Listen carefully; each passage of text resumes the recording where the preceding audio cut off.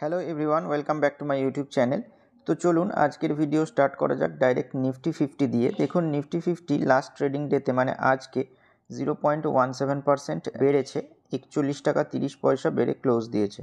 24,811.50 পয়েন্টে ট্রেড করছে। তো দেখুন এই যে চ্যানেলটা ড্র করে রেখেছি সেইটার কিন্তু ব্রেকআউট দিয়েছে এবং আজকের যে ক্যান্ডেল সেটা দেখবেন রেড শো হচ্ছে এখানে। তার কারণ ওপেনিংটা গ্যাপ আপ হয়, তারপর কিন্তু একটু নিচে এসে ক্লোজ দেয় বলে ওই ক্যান্ডেলটা রেড শো হচ্ছে। তো এই চ্যানেলটার ব্রেকআউট দিয়েছে, এবার কিন্তু ধীরে ধীরে আরও আপওয়ার্ড মুভমেন্ট দেখা যেতে পারে। আর সেপ্টেম্বরে যে ইউএসের রেট কাট হবে, তো সেইটার আশায় কিন্তু মার্কেট ঠিকঠাক পারফরমেন্স দেখাচ্ছে। তো ফেডের মিটিং চলছে 22 থেকে 24, তো কালকে মানে শুক্রবার 23 তারিখ পাওয়েলের স্পিচ আছে, তো তারপরেই দেখা যাবে যে কীরকম কী মুভমেন্ট হয়। তো ওটাই দেখুন এখানে ডিটেলে বলা হয়েছে যে আজকে ইন্ডিয়ান ইকুইটিজ হায়ারে এন্ড করেছে, তার কারণ হচ্ছে increasing hope of US rate কাট।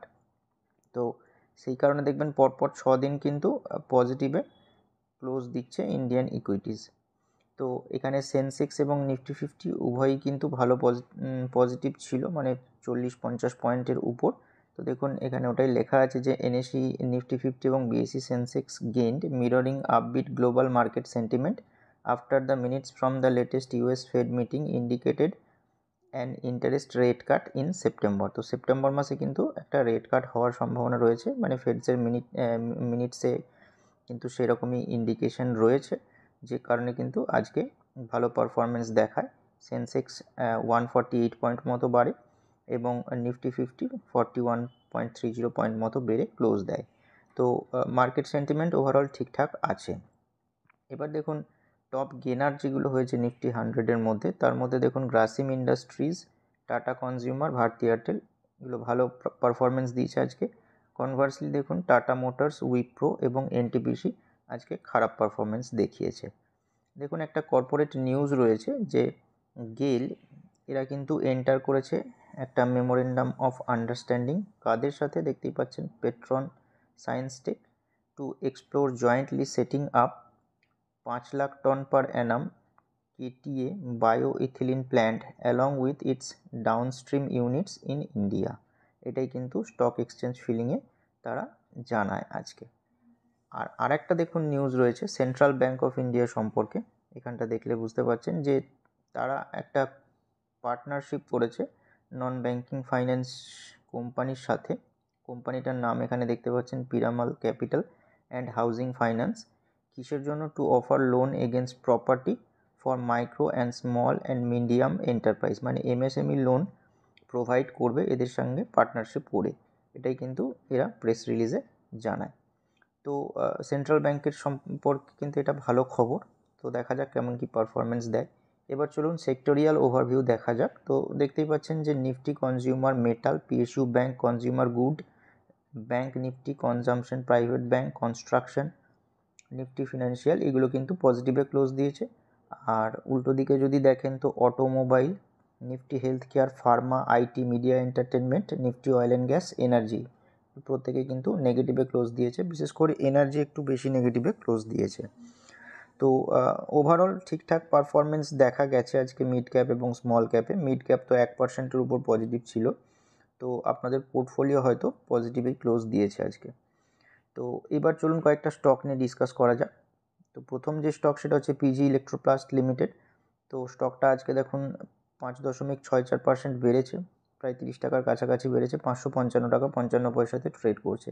তো এই স্টকটা নিয়ে আগের ভিডিওতেও ডিসকাস হয়েছিল, বলেছিলাম যে এর যে এই লেভেলটা মানে একটা সুইংয়ের যে ব্রেকআউট দিল, তারপর কিন্তু তেজি লক্ষ্য করা যাবে, যেটা যাচ্ছেও। তো দেখুন এখানে কিন্তু তার অল টাইম হাইতে ট্রেড করছে 555 টাকা 55 পয়সায়।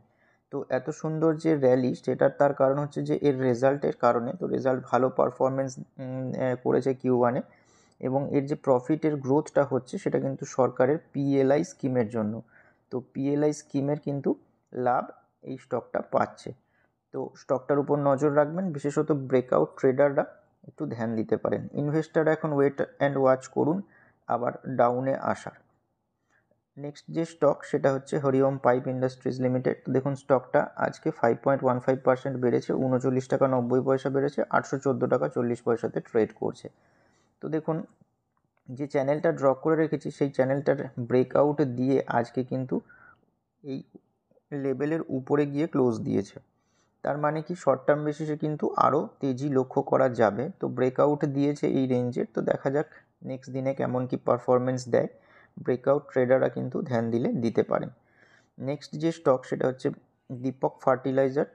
তো দেখুন স্টকটা আজকে 0.95% বেড়েছে, 10 টাকা বেড়েছে, 1062 টাকাতে ট্রেড করছে। তো দীপক ফার্টিলাইজার যে স্টকটারও দেখুন যে অল টাইম হাই ছিল সেইটার কিন্তু ব্রেকআউট হয়েছে এবং আজকে দেখুন ওইখানেই সাপোর্ট নিয়ে ডোজি ক্যান্ডেল তৈরি করেছে। তো নেক্সট দিনে কেমন কি পারফরমেন্স দেয় দেখা যাক। তো যেহেতু বর্ষাকাল চলছে তো সিজনের সাপোর্ট রয়েছে, সেই জন্য ফার্টিলাইজার বেসড স্টকগুলো ভালো পারফরমেন্স দেখাচ্ছে। তো আশা করাই যায় যে নেক্সট দিনেও এটা ভালো পারফরমেন্স দেখাবে, কারণ তার অল টাইম হাইয়ের ব্রেকআউট দিয়েছে এবং তার উপরই আজকে কিন্তু ক্লোজ দিয়েছে।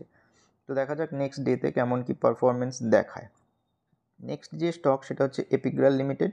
তো এই স্টকটা দেখুন আজকে 3.97% বেড়েছে, 76 টাকা 65 পয়সা বেড়ে ক্লোজ দিয়েছে, 2007 টাকা 65 পয়সাতে ট্রেড করছে। তো দেখতেই পাচ্ছেন যে তার অল টাইম হাই যে লেভেলটা রয়েছে এক্স্যাক্টলি ওই লেভেলেই আজকে ক্লোজ দিয়েছে। তো দেখা যাক যে এই যে সুইং, সুন্দর একটা ছোট সুইং, এইটার ব্রেকআউট নেক্সট ডেতে মানে কালকে দেখা যায় কি না। যদি ব্রেকআউট দিতে পারে তাহলে কিন্তু আরও তেজি লক্ষ্য করা যাবে। তো স্টকটার ট্রেন্ড দেখলে বুঝতেই পারছেন ধীরে ধীরে কিন্তু আপওয়ার্ড মুভমেন্ট বজায় রেখে কিন্তু সুন্দর এগোচ্ছে। তো নজর রাখবেন স্টকটার উপর। নেক্সট যে স্টক সেটা হচ্ছে ট্রেন্ট লিমিটেড।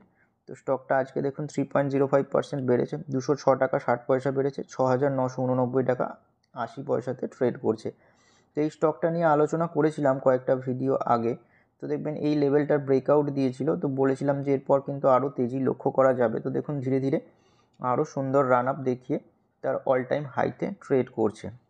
এই স্টকটা সম্পর্কে একটা নিউজও আছে। তো দেখুন নিউজটা হচ্ছে যে দুটো নতুন ওয়েস্ট সাইড স্টোর খুলেছে ইন্ডিয়াতে ট্রেন্ড, যে কারণে স্টকটা কিন্তু আজকে 3%-এর উপর বাড়ে। তো দেখুন ওটাই এখানে বলেছে যে টোটাল সংখ্যাটা এদের মানে যেটা স্টোরের সংখ্যা সেইটা বেড়ে দাঁড়ালো 229টা এই দুটোকে নিয়ে।